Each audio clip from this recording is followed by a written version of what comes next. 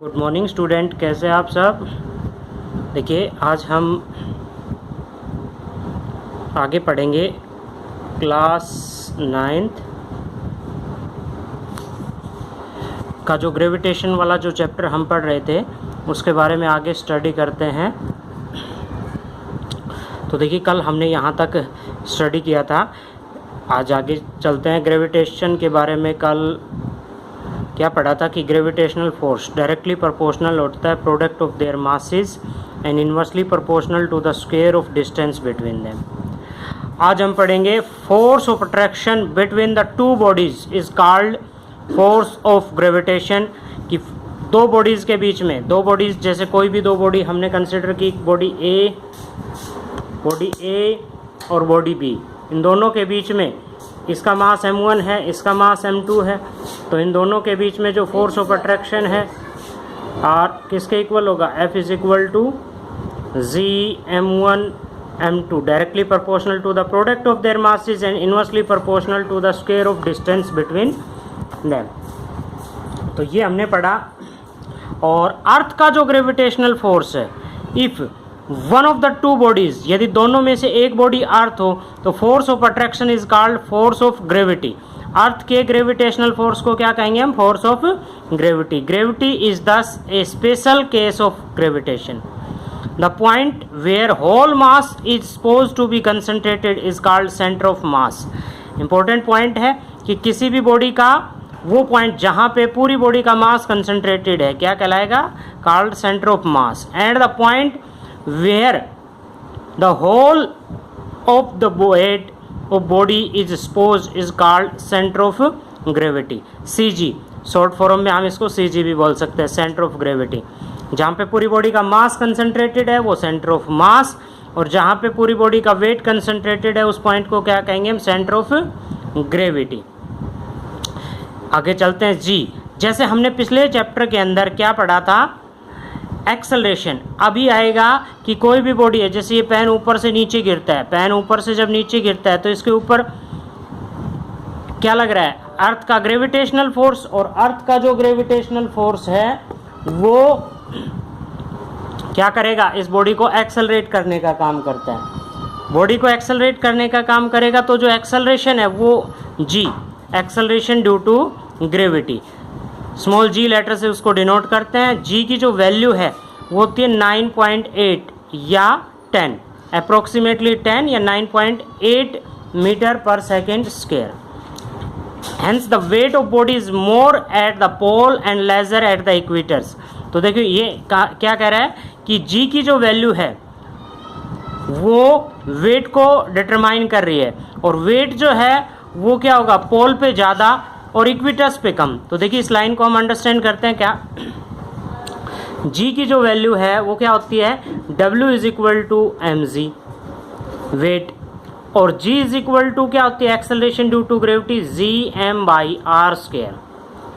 इस फैक्टर पे डिपेंड करती है। It is the relation between, इसको हम G एंड G के बीच में रिलेशन भी कह सकते हैं।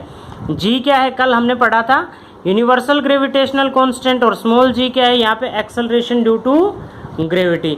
इन दोनों के बीच में रिलेशन क्या है, Gm/r²। अच्छा अब देखिए वहाँ पे कह रहा है कि पोल पे वेट ज़्यादा होगा और इक्वेटस पे वेट कम होगा, क्योंकि अर्थ को हम क्या मानते हैं, एक इलिप्टिकल, और इलिप्टिकल होने के कारण यहाँ पे देखिए ये है आपके नॉर्थ और साउथ पोल्स, इन पे रेडियस कम है, और इक्वेटस ईस्ट और वेस्ट यहाँ पे रेडियस ज़्यादा है, डिस्टेंस सेंटर फ्रॉम ज़्यादा है। तो यहाँ पे आर की वैल्यू जहाँ ज़्यादा होगी जी की वैल्यू कम, और जी की वैल्यू कम होगी तो वेट कम। इसका मतलब क्या हो गया कि इक्वेटस पे, ईस्ट और वेस्ट पे बॉडी का वेट कम, और नॉर्थ साउथ पोल पे बॉडी का वेट ज़्यादा। अगला पॉइंट है अपने पास कि g and hence weight decrease we go up and when go down inside the earth. अगला टॉपिक है कि जब हम अर्थ सरफेस से ऊपर की तरफ चलते हैं, हाइट की तरफ चलते हैं, तो आर की वैल्यू इंक्रीज होती है, यानी कि बॉडी का जो वेट है वो क्या होगा आपका, डिक्रीज। और दूसरा क्या होगा, जब बॉडी नीचे की तरफ जाएगी, as we go up and when we go down inside the earth के नज़दीक भी जाते हैं तब भी उस सिचुएशन के अंदर भी डिक्रीज होगा। क्यों डिक्रीज होगा? तो क्योंकि उस पर फिर बॉडी की डेंसिटी भी काम करना शुरू कर देती है, अर्थ की density. The g acceleration due to gravity and hence weight decrease with altitude and rotation of the earth. Earth rotate करती है, उसके अकॉर्डिंग भी जी की वैल्यू डिक्रीज होती है, वो वेट भी डिक्रीज होगा। Mass never change. The decrease maximum at equators and least at poles. Weight of the body, the weight of body is the force with which body is attract. weight क्या है? जिस force से body attract की जा रही है अर्थ के द्वारा। W is equal to mg. A particle moving in space without any propulsion is called projectile. Projectile किसे कहेंगे? कि कोई भी बॉडी है, जैसे हमने यहाँ से कोई भी एक बॉल फेंकी और वो बॉल ऐसे जाती है ऊपर और इस डायरेक्शन में, तो इसको हम क्या कहेंगे? Projectile. Mass is a constant quantity and same everywhere. Mass किसी भी जगह चेंज नहीं होगा, टोटल क्वांटिटी मास की सेम रहेगी। डेंसिटी क्या होती है? मास पर यूनिट वॉल्यूम। डेंसिटी की एसआई यूनिट क्या है? किलोग्राम मीटर पर क्यूब। अच्छा, स्पेसिफिक ग्रेविटी क्या होती है किसी भी बॉडी की? या relative density of a body is the ratio of substance and the density of water at 4 degree Celsius. Water की डेंसिटी 4 डिग्री सेल्सियस के साथ उसको कंपेयर करते हैं। अगला पॉइंट आपकी tendency of fluid to exert an upward force on a body immersed Holi और partially in the fluid is called buoyancy. Buoyancy क्या कहेंगे? देखिए, जैसे आपने पानी के अंदर कूद के देखा होगा कि पानी जो है वो किसी भी बॉडी को जब पानी के अंदर डालते हैं तो वो उसको ऊपर की तरफ धकेलता है, ऊपर की तरफ अपवर्ड फोर्स अप्लाई करता है। This upward force is called buoyancy.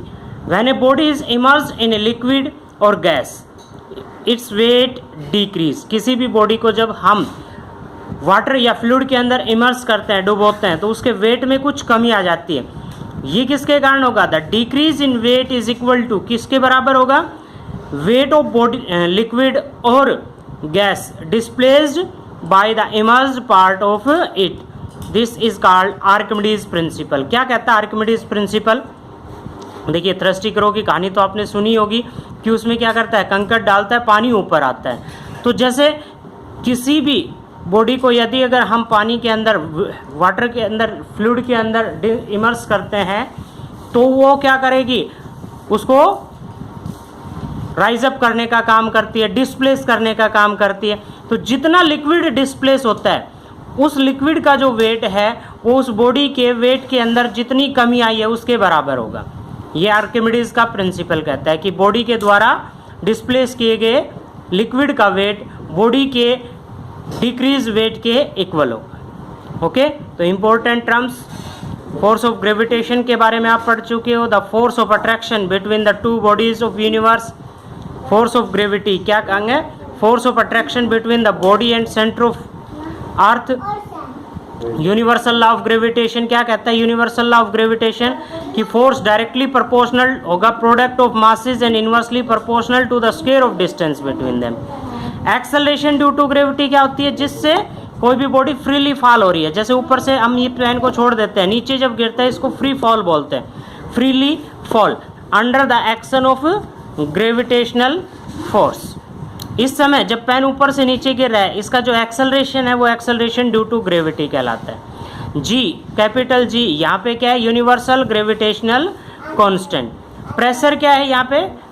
Force acting per unit area. Pressure किसके बराबर होगा? फोर्स अपॉन में एरिया। डेंसिटी क्या होती है? Mass per into volume. Buoyant force, upward force acting on a body when it is wholly और partially immersed in the liquid. Relative density, ratio of the density of substance to the density of water at 4 degree Celsius. Archimedes principle, Archimedes principle क्या कहते हैं? किसी भी body को water या fluid में हम इमर्स करते हैं तो उस बॉडी का वेट कुछ डिक्रीज हो जाता है, some weight will loss, and this lose weight is equal to किसके इक्वल होगा? ये वेट उस बॉडी के द्वारा डिस्प्लेस किए गए वाटर।